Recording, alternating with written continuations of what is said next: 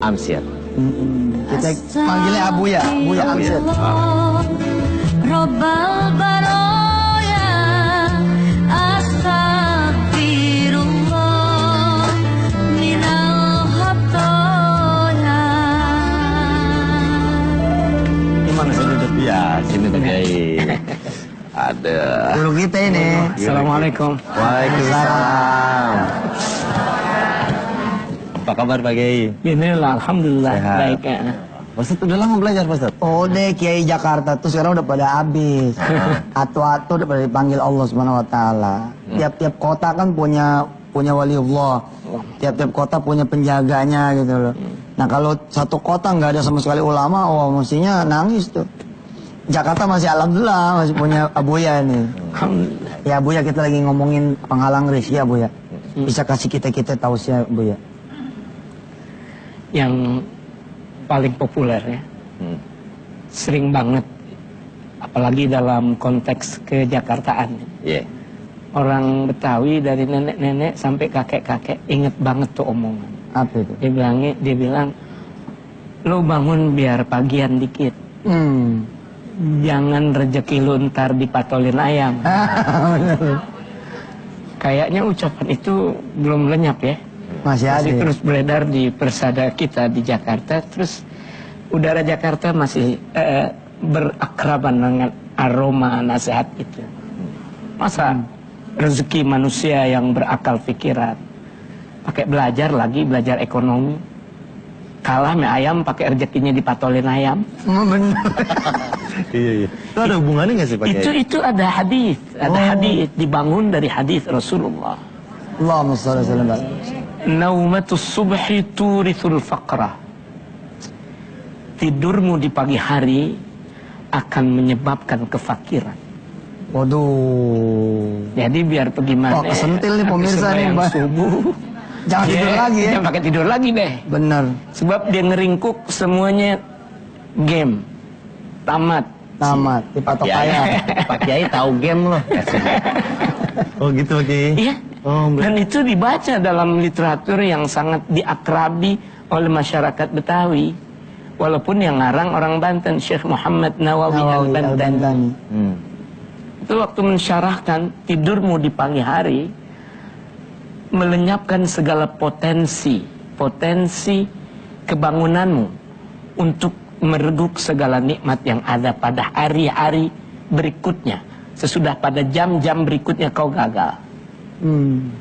Hilang tuh cerdas, habis diajak tidur. Habis subuh memang enak banget. Oh, bukan main. Ngeringkuk, dia lupa make kopi deh. Ya. Dia tidur. Kemana tuh profesor? Di gondol siapa tuh profesor? Gondol ayam. Dia tidak bersaing dengan orang lain.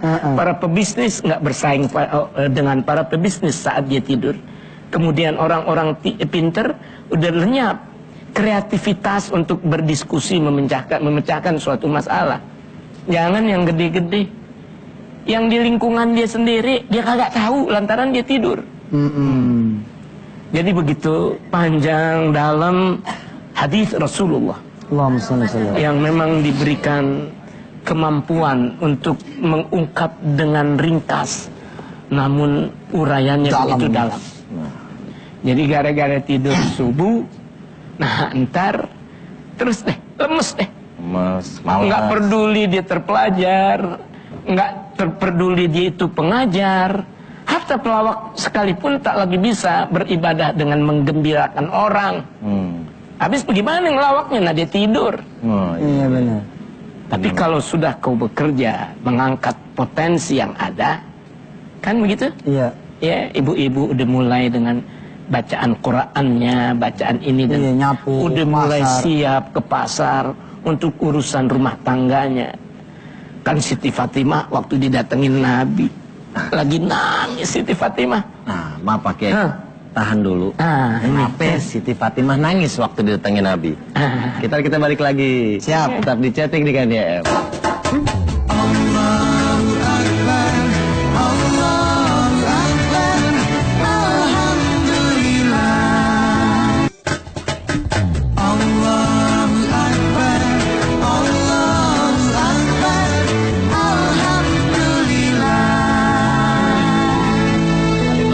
kita di sini sama Pak Kiai Amsir. Saifuddin Amsir. Buya Amsir. Abuya panggilan.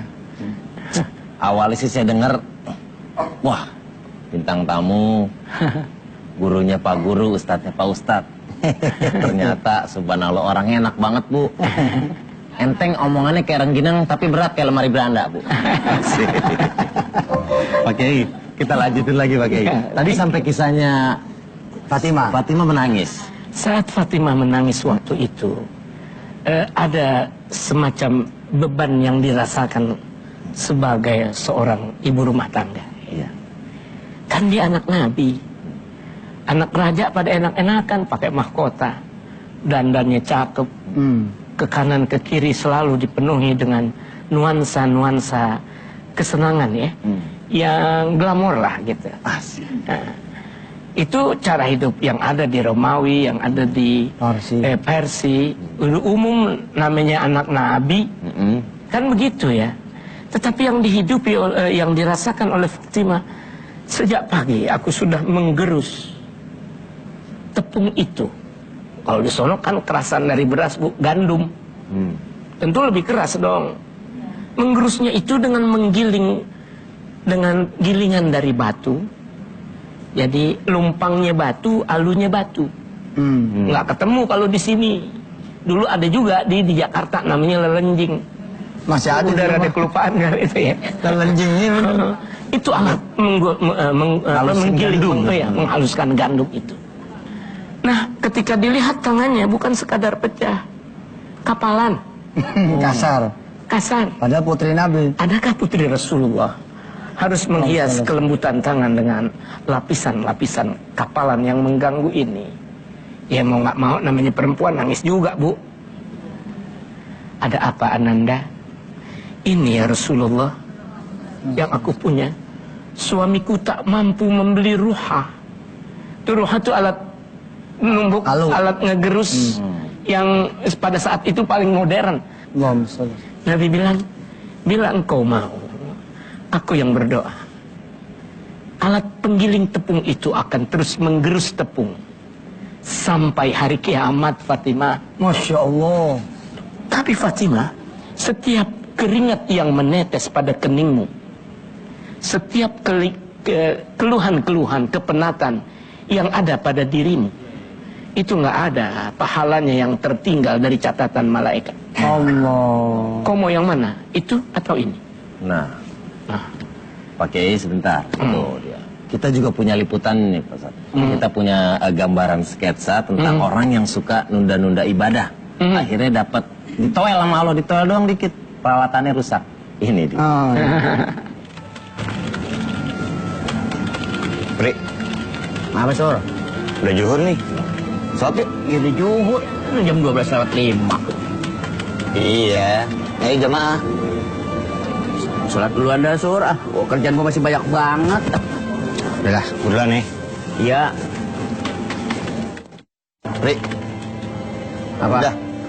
Udah lagi mau kelarin. Sholatnya. Bentar. Cerewet banget lu Sur, kayak mama mau pindahan. Iya, gue sih cuma ngingetin ya terserah ente itu sih. Ya lu ingetin dari tadi, gua udah inget. Yalah.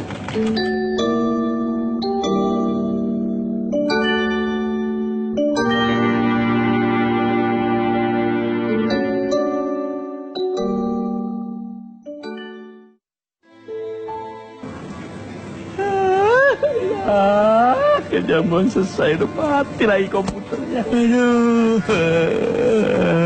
Aduh. Pri, bahagia banget kayaknya nih. Gue lagi nangis, Sur. Kenapa lo? Komputer mati. Innalillahi wa innalillahi raji'un. Komputer gue yang mati, Sur. Komputer, emang kenapa? Oh, lu belum sholat nih pasti nih. Belum sholat. Tuh, lu lihat nih jam nih. Jam 2:05, lu masih belum sholat. Ini nih tanda nih. Tanda dari Allah. Gara-gara gue belum sholat, Sur. Itu gara-gara lu belum sholat. Jadi larinya kemari mana? Gini. Ini lu sholat dah. Gue sholat. Gue sholat ya, Sur. Iya. Tapi kerjaan gue, lu yang kerjain ya. Dah.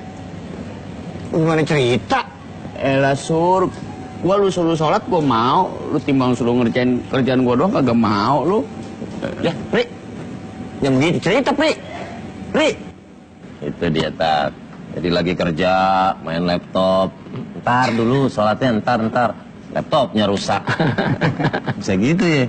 Nah, benang merahnya apa ya? Hikmahnya apa itu dari perkataan Rasul menghibur Fatimah tadi? Artinya jangan kau anggap kerjamu dalam berkhidmat kepada rumah tanggamu, anakmu kah, suamimu kah, segala keamanan dalam rumah tangga yang terbentuk itu jangan dipandang ringan. Keringat kan hilang, Bu. Begitu kan? Betapa ringannya arti sebuah tetesan keringat yang memang mesti terbuang, tetapi tidak hilang dalam catatan pahala. Allah. Apa arti dari semua rezeki yang kau miliki itu? Apa kau kira rezeki itu yang bergudang-gudang? Apa kau kira rezeki itu yang masih terbentuk dalam hayalan? Yang disebut rezeki sebetulnya kan yang udah masuk ke perut, yang udah disuap, tahu-tahu enek ulu hatinya, muntah lagi, nggak jadi rezeki. Udah menunya didesain begitu cakep ya, yang pada jadi tukang masak tuh bisa banget ngeracik bumbunya, begitu bagus teknik penyajiannya. Tapi ketika dia nyuap, Belum rezekinya. ya Allah, tahu-tahu dia enek duluan, muntah. Rezeki bukan? Bukan. Ini masakan cara ini, cara Spanyol, cara ini, cara itu. Ya, tapi sebelum dia masuk ke perutmu, dia bukan rezeki. Makanya ada sesuatu yang kau harus perhatikan, wahai para pencari rezeki. Kau dibuat lalai oleh ingin serba banyak. Alhaakumut takatsur. Hatta. Ya, kau dibuat lalai oleh kepengen serba banyak. Kamu kira banyak itulah yang rezeki. Dan sifat itu, watak itu nggak bisa dihentikan. Hatta kita berkonsultasi dengan seorang psikolog yang piawai ya sebutnya. Pak psikolog, nih gimana nih? Ini penyakit begini nih. Saya bawaannya kalau ngelihat duit, Masya Allah, mata hitam-hitam jadi hijau. Orang suka bilang begitu, matanya hijau. Iya. Psikolog bilang, tobat kalau untuk obat yang ini. Sebab kita punya penyakit yang sama. Ya, ente begitu, ada begitu. Bagaimana ngobatinnya? Nabi bilang, "Lau anna libni Adama wadiyan min dhahabin ahabba an yakuna lahu wadiyani walan yamla'a fahu illa turabu." Masya Allah. Seandainya anak Adam punya satu lembah emas, dia masih berharap agar punya Emas. 2 lembah emas. Allah. Hadirin dan pemirsa, hadirat dan pemirsa, bayangin satu lembah bagaimana ngitungnya. Ini pengen punya lagi. Tapi pengen punya lagi. Ketika berpikir dengan itu dan tak akan berhenti sebelum tanah kubur yang menyumpal mulutnya. Cuman itu psikolog bisa ngobatin penyakit. Benar. Oleh sebab itu, kesederhanaan dalam rizki adalah keberkahannya. Allahumma barik fi ummati fi bukuriha. Allahumma barik li ummati fi bukuriha. Ya Allah, berikan keberkahan, datangkan keberkahan umatku pada pagi harinya.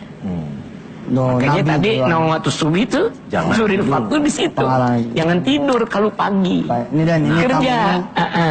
Kayak kita ada Tidur. tamu, udah di depan rumah nih, udah di depan apartemen. Benar. Suruh masuk aja kali. Lancar juga bisnisnya, kita tanya apa rahasianya. Biar dia ikut sekalian ngaji sini. Iya, ini dia bintang tamu kita, presenter, pebisnis, tampangnya ya sama saya lah, keren juga sama. Adi Nugroho.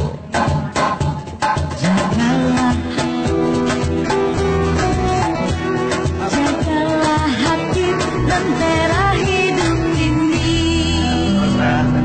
Ustaz Yusuf Mansur, apa kabar Ustaz? Baik sekali ya. Senang, makasih udah main ketempatannya ya. Ya, agak tinggian sedikit sekarang Ustaz Yusuf Mansur sebenarnya. Iya. Luar biasa ya. Oh, apa kabar Ustaz? Sehat? Sehat. Adit. Apa kabar Ustaz? Canda loh. Ustaz bercanda. CS. Dia kalau Ustaz, CS kita CS kan. Saya mau buka franchise dia juga. Ini beliau pedagang juga, Ki. Alhamdulillah. Bisnis, Pak Kiai. Biar berkah lah. Subhanallah, masih banyak. Udah punya karyawan juga ya. Udah berapa karyawan sekarang? Mungkin hampir 300. Berkah deh. Itu 300 keluarga pegangan di situ. Iya. Benar-benar. Nanti- Lancar semuanya, Di? Alhamdulillah. Alhamdulillah lagi ibarat bayi lagi lucu-lucunya, lagi imut-imutnya sekarang. Ini Adi Kiai, Ya. Adi Nugroho. Kalau saya acara tablik akbar tuh, kalau Denny halangan, Adi. Oh, Masya Allah. Adi halangan, ntar Denny gitu. Nah, kita akan ngobrol-ngobrol sama Adi, sama Pak Kiai juga. Tapi ntar, Tat. Siap. Ya. Jangan kemana-mana, tetap di chatting dengan YM.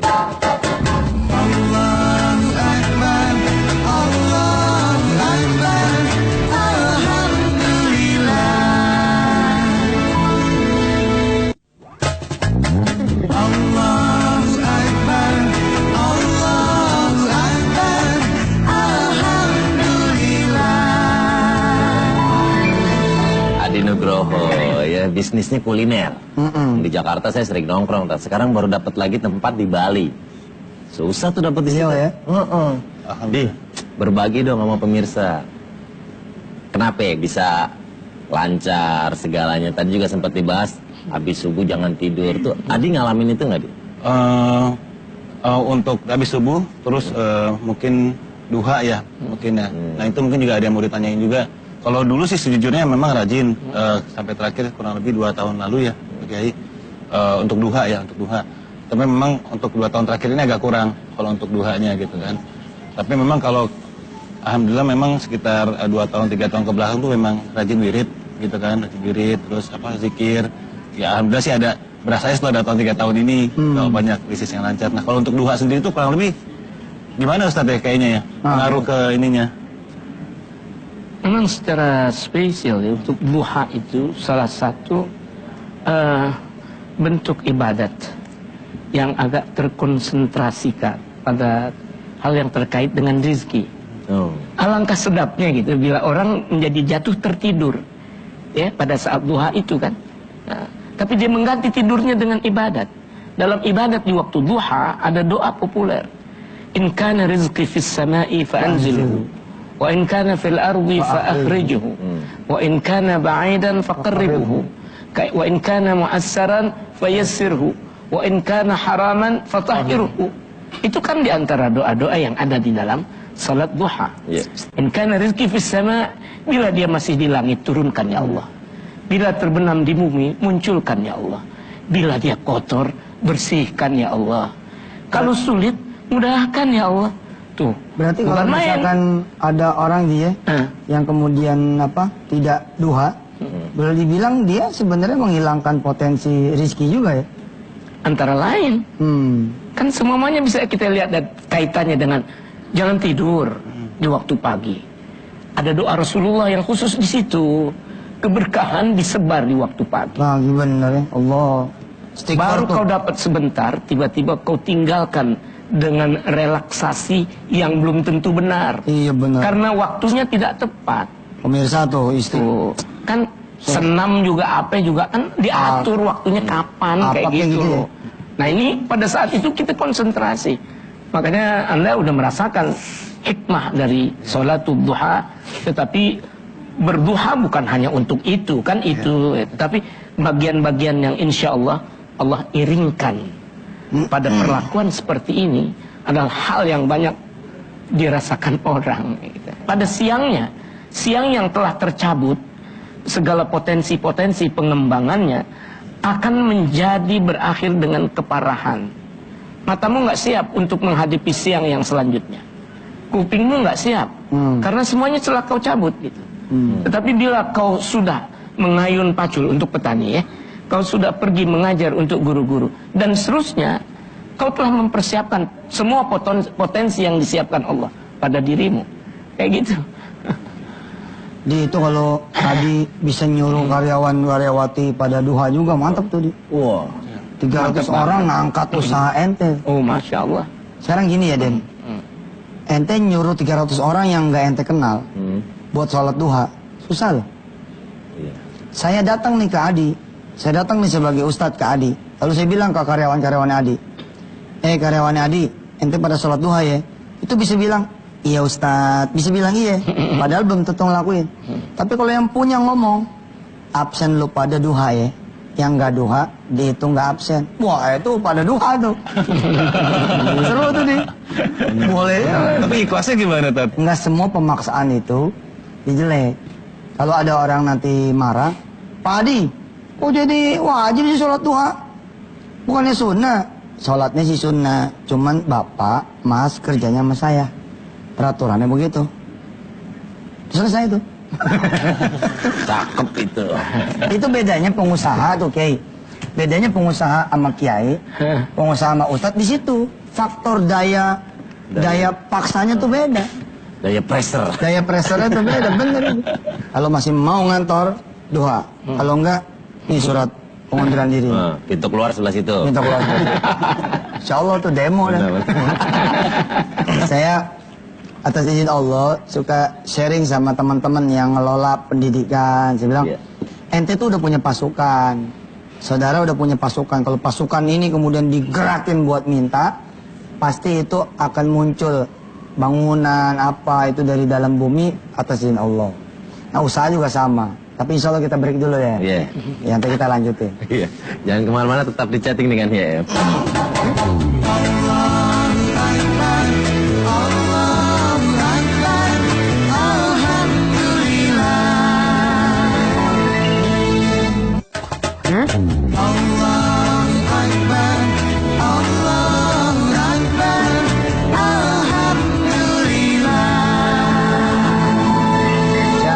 Alhamdulillah pemirsa ya, Kiai ini mau nanya-nanya sama Adi nih. Nah Adi, Kiai mau nanya men. Ya gimana Kiai? Lika-liku saat Anda menata bisnis itu, kan sebagaimana pada umumnya para pebisnis bukan selamanya dalam keadaan senang terus-menerus atau duka terus-menerus. Di antara keduanya itu apa yang pernah Anda rasakan? Kalau untuk yang sekarang ini saya jalanin kuliner mungkin memang lagi bagus-bagusnya istilahnya Kiai. Tapi memang sebelumnya kan ada bidang-bidang lain juga yang naik turun itu juga ada gitu kan. Bidang-bidang bisnis lain yang salah ambil, gagal, ada juga yang berhasil gitu. Ya, kadang-kadang pada sisi di mana kita terantuk batu ya, jatuh kayak gitu, suka berdampak fatal. Ya, betul. Kan banyak ya teman-teman yang kayak begitu, begitu membumbungnya ketika jatuhnya habis berantakan. Dan dia pebisnis yang tadinya sangat bergengsi, berakhir dengan tidur di rumah kontrakan. Dan parahnya, kontrakan itu tidak cukup untuk memandikan jenazahnya saat dia mati. Kejadian ini bukan saya angkat dari cerita, believe it or not. Ini kejadian benar-benar. Allah, si jago duit. Sampai pada tahap seperti itu. Nah, ada di dunia Islam kita ini sampai ayat-ayat Al-Quran itu diberi nama ayat 1000 dinar. Kalau disebut dinar kan satu aja juga kan nilainya gede banget. Pada melek Sampai ayat ini disebut 1000 dinar. Saya dari masih anak-anak mengenal ayat ini. Bagaimana 1000 dinar menjadi nama dari beberapa ayat? Wa may yattaqillaha yaj'al lahu makhraja. Ibu-ibu udah hafal ayat ini ya. Sebut ayat 1000 dinar. Wa may yatawakkal 'ala Allahi fahuwa hasbuh. Innallaha balighu amri qad ja'alallahu likulli syai'in qadra. Ya musabbibal asbab dan seterusnya. Ayat itu populer dengan nama 1000 dinar. Karena ada orang yang saat itu lagi kebingungan. Apakah hari-hari ke depan masih bisa aku rasakan sebagai hari, atau aku sudah berpindah ke alam yang lain? Iya banyak. Karena aku akan dibunuh. Putus asa. Putus asa kan? Utangnya waktu itu 1000 dinar. Awalnya tuh. Ya, saat dia hampir menceburkan dirinya ke laut karena putus asa. Masya Allah. Ada seorang alim yang melihat gundahnya orang ini. Apa yang mendukakan engkau, wahai saudara? Saya ngutang. Kalau nggak kebayar, udah lama jatuh temponya, malunya aja udah nggak ketulungan. Saya nggak bisa tanggung. Jatuh temponya sudah terlampau lama dan saya diancam. Mau terus panjang atau kau mati karena hutang ini. Saya kehilangan pikiran. Apakah saya lempar diri saya ke laut atau apalagi karena nggak ada jalan keluar? Orang alim itu hanya memberikan ayat ini. Kau baca, sampai Allah membebaskan engkau dari derita yang kau derita sekarang ini. Allah. Ya, dia baca ayat itu. Tapi begitulah keyakinan terhadap bukan hanya ayat sebetulnya. Bukan bahwa ayat ini berpotensi untuk disebut ayat 1000 dinar. 1.000.000 dinar pun potensinya masih cukup kuat ya. Karena di situ ada satu pesan moral. Ada filosofi yang tertanam di balik bunyi ayat ya. Wa may yattaqillaha yaj'al lahu makhraja. Yang selalu bertakwa kepada Allah, Allah akan memberikan dia jalan keluar. Yang disebut sempit, yang menjepit, menghadirkan keputusasaan, itu nggak bakal dialami oleh orang yang benar-benar takwa kepada Allah. Wa may yatawakkal 'ala Allahi fahuwa hasbuh. Yang menyerahkan diri hanya kepada Allah, Allah yang akan mencukupi dia. Kenapa orang kaya bisa jadi putus asa? Sebab dia bersandar pada harta. Padahal urusan harta, apakah kecerdasan dia yang mendatanginya? Kan kamu baru dilahirkan aja air susu tuh udah banjir, Bu. Emang tuh anak cerdas? Udah jadi insinyur, udah jadi dokter? Kagak, ngelihat aja belum. Ngedenger juga kagak. Tuh diadanin sih, asal ada masukan-masukan pesan yang menyangkut pada saraf-saraf mereka. Jangan suara setan dulu yang masuk, adzan dong yang masuk. Nah kayak begitu. Anak belum punya pengertian, tetapi rahmat Allah segera datang. Jadi dia menghadirkan cabang-cabang ke Allah tuh dia. Allah, bukan kita sebetulnya. Tapi ayat itu berkata, dan inilah 1000 dinar. Serahkan dirimu kepada Allah, jangan kurang deh ibadat. Jadi sewaktu-waktu ibadat kita juga akan mengganggu.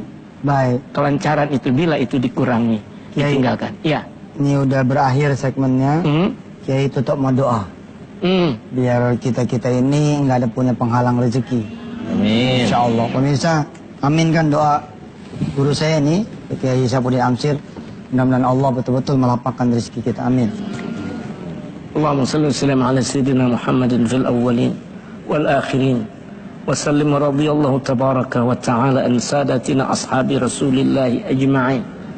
Allahumma aghnina bihalalika an haramik. Wa bifadlika an ma'siyatik. Wa bifadlika amman siwak.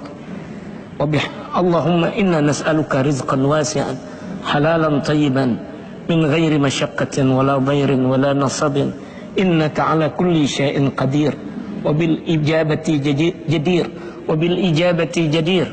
Allahumma qsim lana min khashyatika ma tahulu bihi bainana wa baina ma'asik wa min ta'atika ma tuballighuna bihi jannatak wa min al-yaqini ma tuhawwinu bihi alaina masa'ib ad-dunya.